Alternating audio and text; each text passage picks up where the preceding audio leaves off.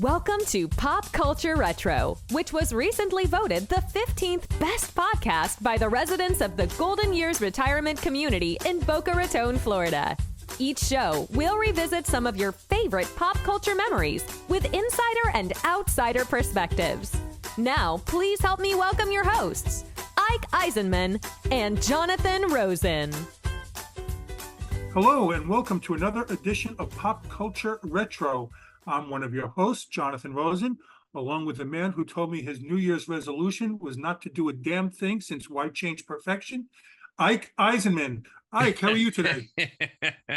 I'm good, and so far my resolution is bearing out. So, yeah, I'm excited because we're doing a forgotten films, and I do love when we do these things.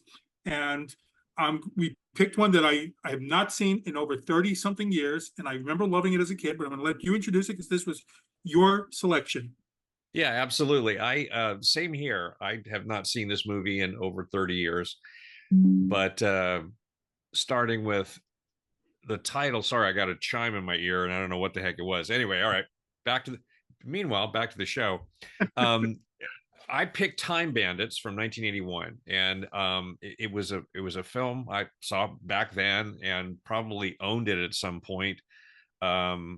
For sure on DVD. I fell in love with it, watched it so many times. My friends and I, we'd all watch it together. There was a number of movies that we revisited frequently together, and this was one of them. And just to try to, this synopsis is directly from IMDb, but it does not do justice to the insanity of this movie. A young boy accidentally joins a band of time-traveling little people as they jump from era to era looking for treasure to steal. So on its face, it sounds pretty bizarre, but it really, really, really is bizarre. It's directed by Terry Gilliam from Monty Python, written by Michael Palin and Terry Gilliam, both from Monty Python, and stars Sean Connery, Shelly Duvall, Ian Holm, John Cleese, Katherine, Helmond, David Warner, Kenny Baker, and the lead boy is played by Craig Warnock. And it was only didn't do much after that, by the way. No, he only did one other thing that I've never seen and actually have never heard of, and I didn't even put the title down here, so that's not even fair to him. But yeah, he only did one other thing, and that was pretty much it. So this. I always try to watch these things with my wife, as you all know now, Tia, and she always asks, "What's it about? Or what is it?" And I tried to explain it, and I couldn't. It was very hard to explain, and I just referred back to this really short synopsis to try to, just try to communicate a sense of what the story is, but. It is Mr. Toad's Wild Ride. In my humble opinion, it starts off really hard and fast. This boy's adventure begins within the first 5 minutes of the movie, which is kind of crazy. He gets drawn into these, like, he's trying to go to bed, and he's got this wall that's like a vision board of all these different fantasies, and he's an avid kind of history buff. He reads about history a lot, so he's got all this stuff in his head and enjoys it tremendously. And he goes to bed one night, the first, like, immediately practically in the beginning of the film, and all of a sudden, out of the wardrobe in his bedroom, it busts open, and maybe it was the wardrobe or it was the wall that gets broken through by a knight in armor and on a horse. I thought that was the wall, but maybe it might have been the wall. It might have been the wall. It's like it happened so fast and it's so blurry in my head, even though I've just saw it last night. He busts through the wall, jumps around, leaps over the kid's bed, breaks out the window, and rides off. And then the boy turns around, and the wall is all back in one piece, and nothing is damaged. And was like, was this a dream he had, or what? And then the next night, out of his wardrobe busts out these 7 little people, and they're all dressed in very bizarre, very, very stereotypical Terry Gilliam style clothes and outfits and weird things. You know, one of them has a Viking helmet with one horn on it, and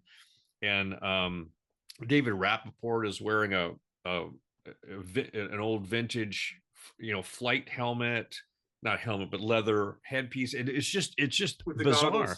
Yeah. And it starts out surreal and then just gets more and more and more surreal as the movie goes on. The end of the boy ends up getting shuffled along with them on their adventure, and it turns out they're we learn later they have some kind of map of Earth's history and points in time and all these symbols and stuff on it, and they're able to it's a map of where all these, and pertinent to the image behind you, if the sky there has holes in it, these black squares that are open, and they're time portals that open up and close, and if you jump through them you go to a different time. So they all collectively try to jump from different eras in history and steal money, gold, whatever kind of loot they can acquire, which they never hang on to for very long. It ends up getting lost or taken away from them very quickly. So they don't really end up with anything at all. But it just goes on and on and on. And it turns out that these 7 guys are part of the crew that helped build planet Earth for the supreme being, which they never refer to as God. I think I do refer to it as God, but he I guess prefers to be called the supreme being or something like that. I don't know. And they go through all these different periods of time and then have to get out of situations, to get into situations, have to get out of situations. And then they decide they're going to go after the most important thing in the world. I should have written this stuff down. I did write it down, so I don't have it very accurate. And instead of going after money, they're going to go and get the most important thing in the world, and it's in the fortress of darkness in a certain time zone. And then it gets even weirder after that. Concentrated evil. Collect the pieces of concentrated evil. That was yeah. Well, what they finally destroy. David Warner plays the villain, who's this sort of warlike kind of fantasy character that when we're not really exactly sure where he lives, unless it is the Fortress of Darkness. That's where he exists. But they go and they battle him, confront him. They end up blowing him up into all these varied charred pieces of concentrated evil. And then the supreme being comes in and cleans it all up at the end. It's so maybe you'll be able to do a better job than me to kind of clarify some of the the surreal aspects of the movie. It's just, but I mean, it's absolutely a joy to watch. Yes. And I think that's the thing that it used to draw me in every time, because it's very fanciful. It was, I don't know what, if it was a big budgeted film or not, but it looked very expensive for all the period stuff that they were doing. And it's $5 million to make at the time. How much? $5 million. $5 million. That's not a lot. Not even for 1981. That's not a lot. And that's the thing about Terry Gilliam, is like I love his movies. He's done, as our listeners may know or may not know, he directed Brazil, which is also a huge favorite of mine. The Fisher King, 12 Monkeys, Fear and Loathing in Las Vegas. So he's done some amazing movies. And 12 Monkeys is phenomenal to me. Yeah, I haven't seen that in a long time either. But that tends to come up I'm sort of starting to base my picks for forgotten films on whether or not I run across, someone on Twitter or Facebook or whatever is posting anything about, remember this movie or mentioning it in any way, and I never see anything about Time Bandits. And I thought, Right. I think this would be a fun one to talk about, because it's just an absolutely beautiful movie to watch, so imaginative. And anyway, I'm going to let you jump in now before I go on and on and on. Here's one of the things. Okay, I remember really loving. I was happy that you picked that movie. I told you at the time, and this is one of the reasons that I do really enjoy when we do the forgotten film segments. It's either something that I've never seen or something that I have not seen in a long time, usually. So, except 1941, that's what I've seen a lot. But I've probably seen this twice in my life, and I remember really enjoying it. Like I said, it's been over 30 years at least since I've seen it, but I remember really enjoying it, but I didn't remember much about it. It was like all these vague memories of the film, and I was watching it too, and it was so bizarre. The movie was so bizarre to me watching it this time, because as I was watching it, little things came back, but I couldn't believe how bizarre it was. And I had totally forgotten Sean Connery was in it. Yeah. Oh, me too. I and Shelly Duvall, I totally forgot them. Before he was famous, Jim Broadbent was in that as well. And who else? But one of the things, and I read afterwards, I looked up about the, Sean Connery, that he took so little money to do this because he was a Monty Python fan, but he got a chunk of the profits afterwards. He did it on the success, after banking on the success of the film, that he took his end that way.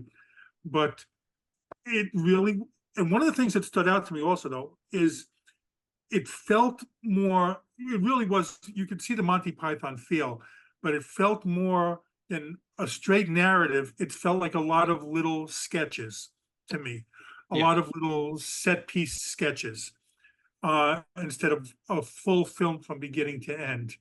And it had you kind of alluded to it. It kind of had a disjointed feel, a lot of it, that it didn't matter which way he shot the movie because he would just fit it in somewhere. And that's what it just felt like to me. But it was still so much fun. I really enjoyed it. And and you never see, unless you're doing Snow White, you never see a cast of little people as the leads, really. So, and that's one of the things I love about it is there's no particular reason they have to be little people. They just were. He just chose these great little actors who are amazing characters. They're incredibly funny and really good. And there's it's like, why not, right? Why not? What the heck? I think I read that he said he wanted to make it like on par with the child lead actor, so it wasn't so he wasn't overwhelmed. But every one of those actors you've seen in other things. You have seen them in other movies. They've made their mark in other movies at some point or other, but not like this to lead. And that was really entertaining to me. They were really talented, and I love all of them. And they did a great job in this.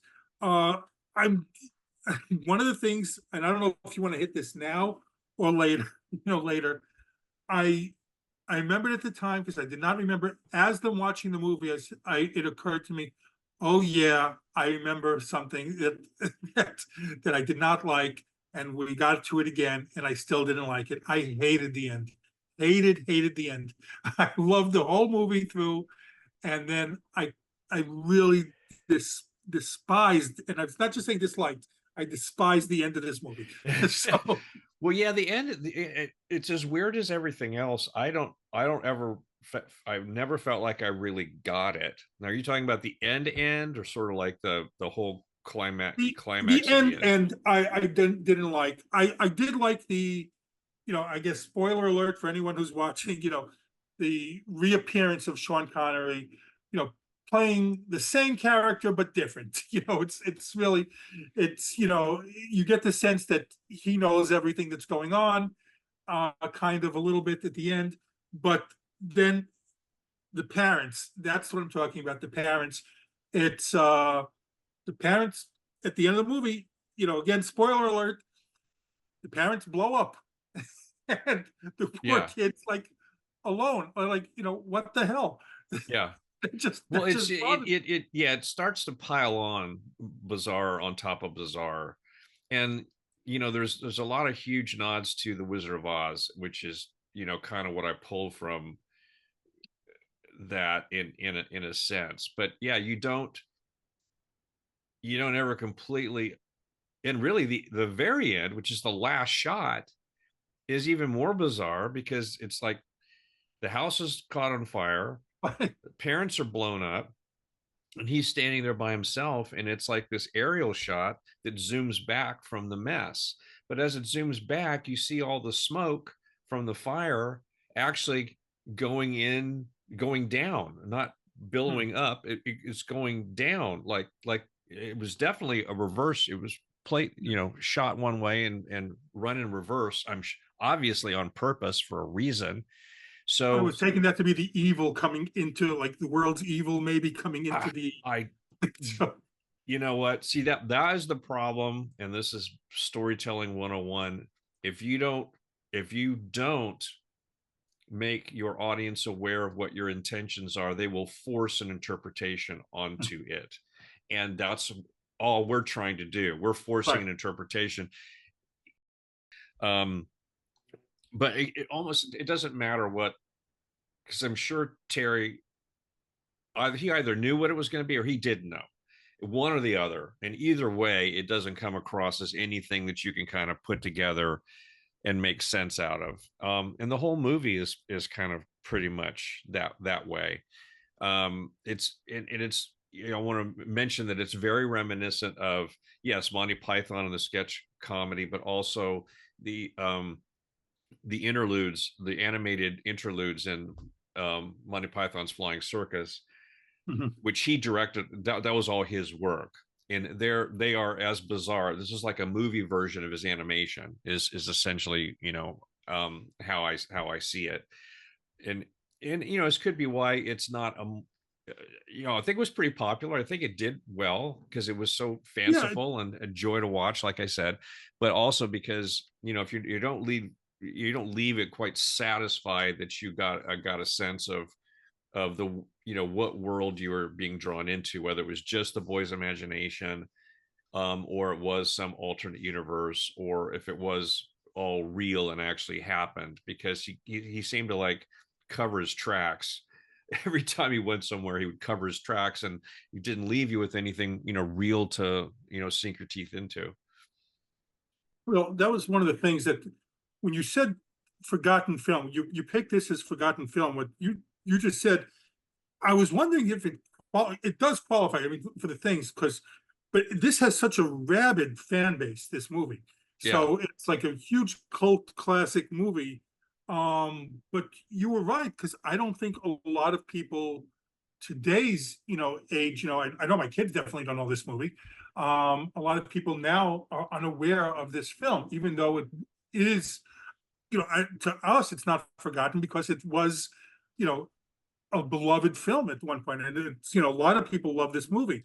But I do think it qualifies as a forgotten film, just because a lot of people from nowadays don't know this movie.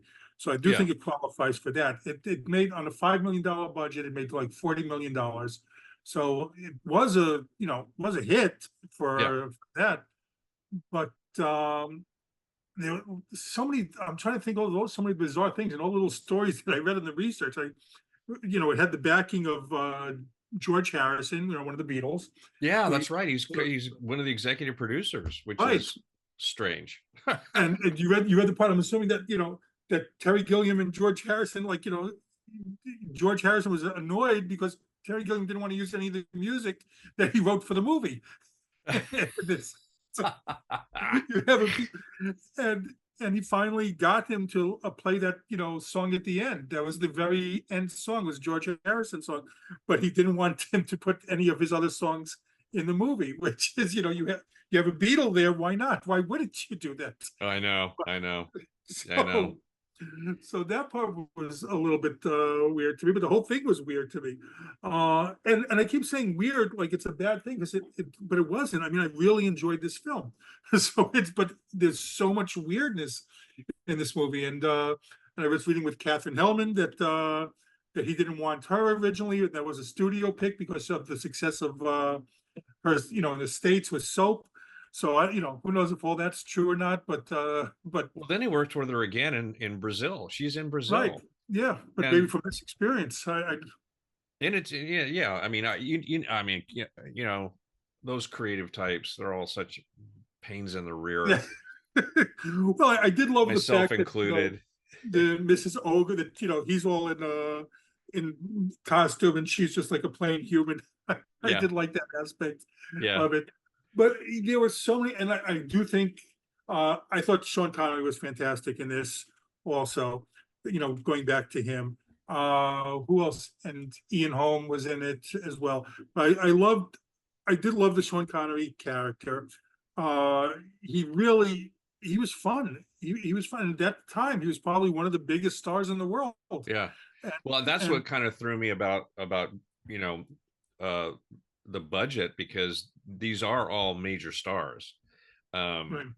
That and of course you got John Cleese and Michael Palin, and they're friends. So there's that. But John Cleese is hysterical. I thought Sean Connery was phenomenal. I mean, I just really thought he was really good.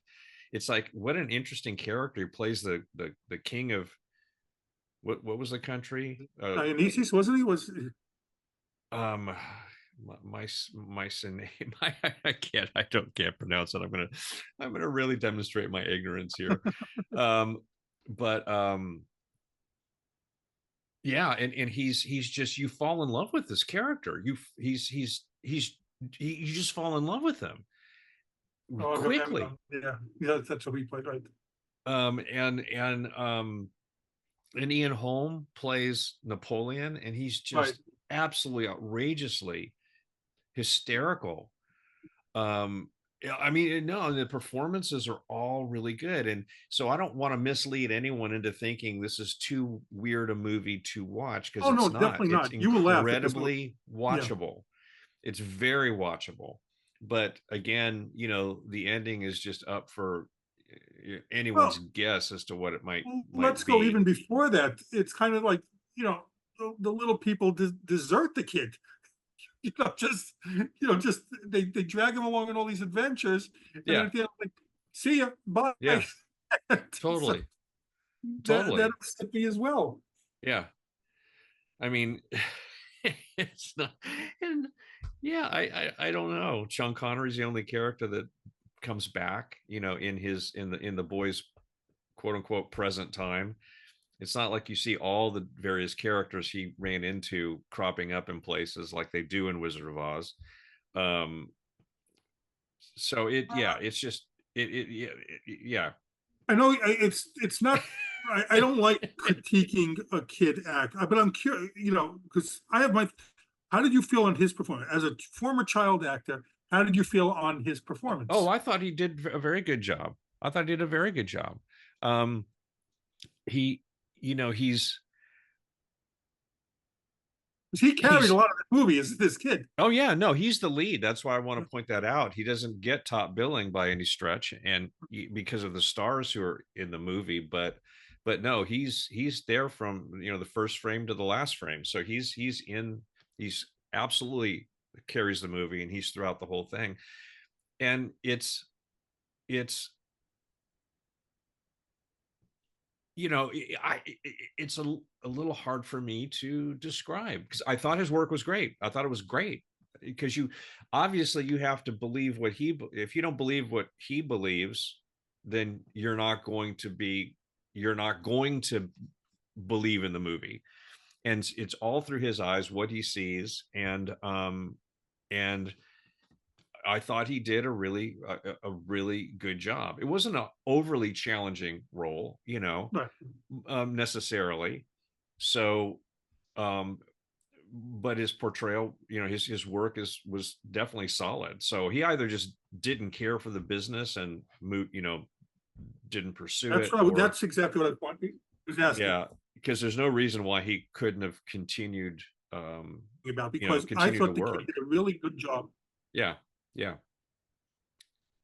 definitely. Yeah, that's exactly what I was saying, because I thought he did a really good job.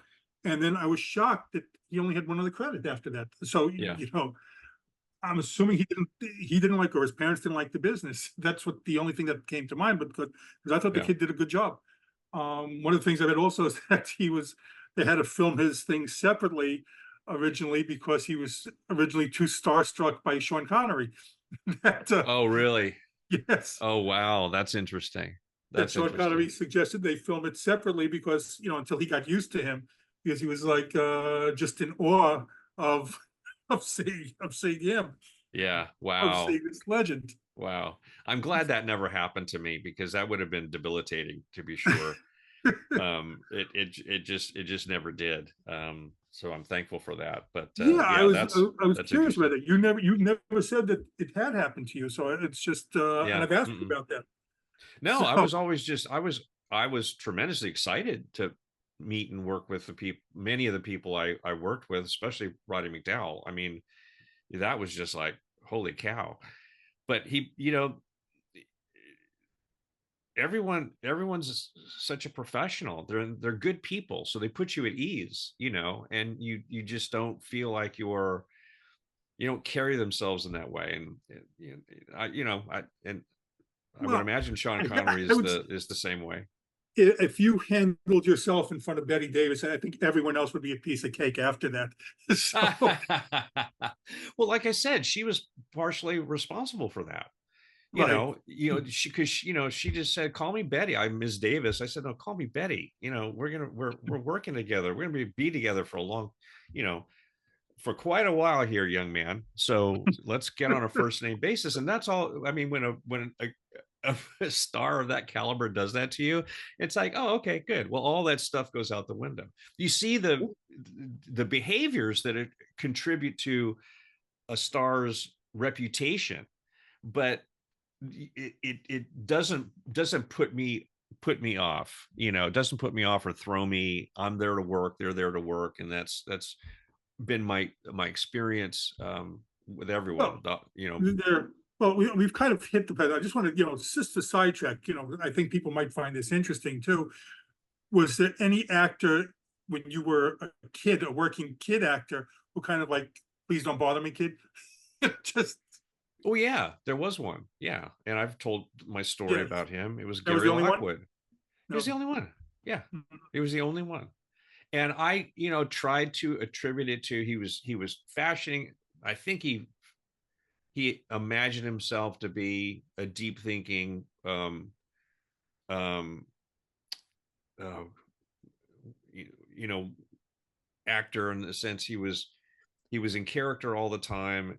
He didn't want to break out of character. He was playing a mean-spirited villain, and he was mean-spirited all the time. And so I kind of just attributed it to that. But it was I just didn't interact with him that much, despite the fact that we worked closely in a large chunk of the the film. It was a Disney project I did for the Wonderful World of Disney called Kit Carson and the Mountain Men. Um, we did, but he didn't engage, and he didn't really engage with anybody else either very much. So that was kind of like what his character was, and he was, you know, trying to be a method actor, I think, in a sense, and it didn't work, because I kind of thought, well, maybe he really just is, a mean-spirited person. So that's all there is to it. You know But my feelings on the method again, actors. didn't affect my work. It didn't affect my work. I just, go, sure, that's fine. What did you think of the time travel elements in the movie, the time travel explanations and things? I thought it was great. I thought it was great. It's a fanciful way to do it, and the way it's explained is, David Rappaport is explaining it to Kevin, the boy, that the supreme being created the world, and he said we only had 7 days, and there's some flaws in it, and this map shows Hmm. where all the flaws are. It's like, oh, I like that. I like that. That's simple. That's profoundly Yep. huge and yet simple at the same time. And these time holes just open up and close and need to be fixed, and they haven't been fixed.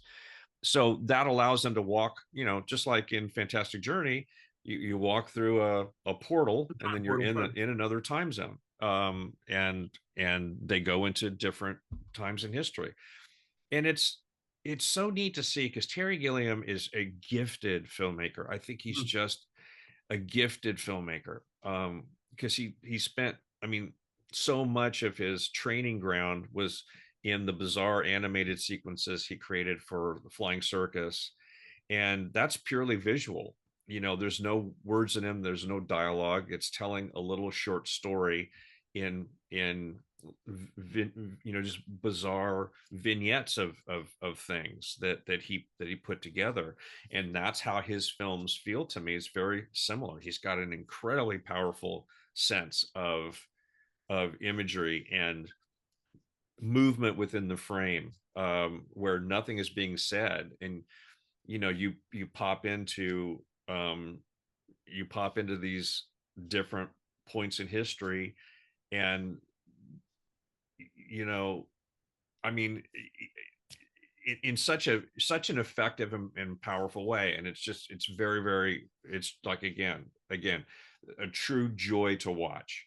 You could turn the sound off and just enjoy this movie, because I just think it's that engaging visually. Well, I mean, to me, you and I have discussed this before. Anything time travel, I'm in. I'm already, I'm ready to go into the movie. Yeah. I don't need even a great explanation for it, but I thought this was a fun explanation for it. It was like something that unusual, so that was fun. Now, again, I've seen this movie twice. You told me, well, I think just twice. I'm trying to remember, and I remember the initial time seeing it, and then I saw it one more time after that, probably when I was in college. So going back, you've seen it many times. Anything new strike out to you that you forgot about, or that just that you didn't think about before? And did you enjoy it as much as those earlier times? I enjoyed it. I enjoyed it as much as I did before. I probably won't revisit it again at this point, if ever, but it would be a very long time. But I've seen it so many times that I remember, you say Time Bandits, I can quote the lines from it, like having not seen it for over 30 years. Because we watched it so many times. But yeah, things I forgot. The thing I forgot, and that's the image that's to your right, but my left of you, of the ship, that's like a hat on the head of a giant. And I had forgotten about that sequence. And so there's a whole, this was when they decide that they're, in order to get the most valuable object in the world, they have to go into the time of legends. And so this is all about legends, and so it isn't really associated with anything actually truly historical. And they end up on this boat in the ocean that's manned by a troll, a big ogre, and his wife. That's that they're out fishing for stuff, and they end up catching all the the gang and pulling them up onto the ship. And then I remember that scaring me as a kid, by the way. What's that? I remember that sequence scaring me as a kid. Oh, I can well imagine.